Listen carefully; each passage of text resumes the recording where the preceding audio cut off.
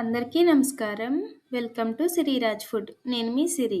ఈరోజు మన వీడియోలో చాలా టేస్టీగా, ఈజీగా రేషన్ బియ్యంతో మంచి స్వీట్ రెసిపీ తయారు చేద్దాం. చాలా తక్కువ టైంలో, తక్కువ ఖర్చుతో మంచి స్వీట్ రెసిపీ తినాలి అనుకుంటే ఇదైతే తప్పకుండా ట్రై చేయండి. అందరికీ చాలా బాగా నచ్చుతుంది.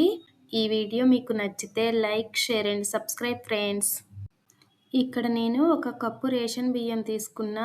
ఇవి పక్కన పెట్టేసి గ్యాస్ మీద బాండీ పెట్టుకొని 2 స్పూన్ల నెయ్యి అలానే 2 స్పూన్ల నూనె వేసుకొని ఇది లైట్గా వేడెక్కిన తర్వాత మనం ముందు తీసిన రేషన్ బియ్యం ఉన్నాయి కదా, అవి వేసుకొని వీటిని గ్యాస్ సిమ్లో పెట్టుకొని మంచి కలర్ వచ్చే వరకు వేయించుకోవాలి. చూసారు కదా, బియ్యం అయితే మంచి బంగారు కలర్ వచ్చేసినాయి. వీటిని ఒక ప్లేట్లోకి తీసేద్దాం. మనం ప్లేట్లోకి తీసిన బియ్యం అనేవి కొంచెం చల్లారిన తర్వాత అరకప్పు నువ్వులు అలానే 1 కప్పు ఎండి కొబ్బరి పొడి వేస్తున్నా. నేను పచ్చి కొబ్బరి ఉన్నా వేయచ్చు.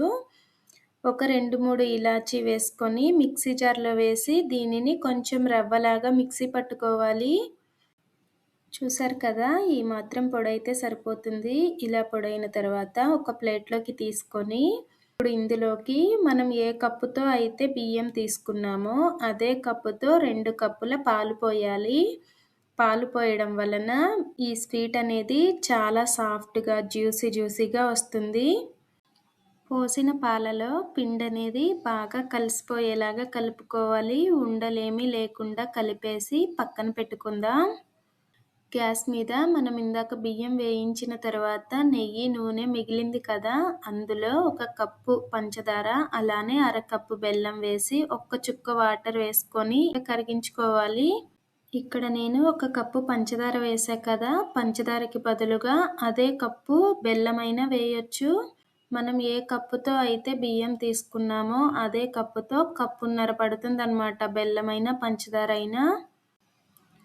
పంచదార బెల్లం అనేది కరిగిపోయింది కదా, ఇలా కరిగిపోయిన తర్వాత మనం ముందు నానబెట్టి పెట్టిన పిండి పాలు ఉన్నాయి కదా, అవి వేసేసి ఉండలేమీ కట్టకుండా ఇలా కలుపుతూ ఉన్నామంటే పంచదార బెల్లంలో మనం వేసిన పిండి పాలు అనేది చక్కగా కలిసిపోతుంది.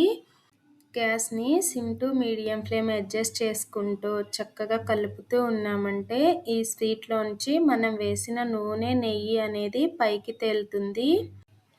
పంచదార బెల్లంలో మనం చేసిన పొడి అనేది చక్కగా ఉడికిపోయింది, మంచి కలర్ వచ్చింది. ఈ స్వీట్ టేస్ట్ అయితే చాలా బాగుంది. రేషన్ బియ్యంతో చేసాము అన్నా కానీ ఎవరు నమ్మరు. తక్కువ ఖర్చుతో బోలెడన్ని స్వీట్లు తయారు చేసుకోవచ్చు. చూసారు కదా, మనం చేసిన స్వీట్ కూడా ప్యాన్ నుంచి సపరేట్ అయింది. ఇలా అయింది అనుకున్నప్పుడు మనకి చూస్తే అర్థమవుతుందన్నమాట, లడ్డు చుడితే వస్తుందా లేదా అని.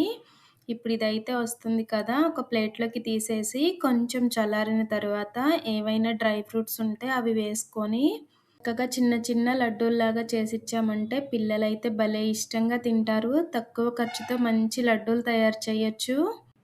ఈ లడ్డూలు టేస్ట్ కూడా చాలా బాగున్నాయి, అలానే జ్యూసీగా ఉన్నాయన్నమాట. ఒకసారి తప్పకుండా ట్రై చేయండి. మన ఛానల్లో ఇంకా మంచి స్వీట్ రెసిపీస్ ఉన్నాయి, కుదిరితే ఒకసారి చూడండి. ఈ వీడియో మీకు నచ్చితే తప్పకుండా లైక్ చేయండి, షేర్ చేయండి, సబ్స్క్రైబ్ చేయండి. రేపు ఇంకో మంచి వీడియోతో మళ్ళీ కలుసుకుందాం. Bye friends.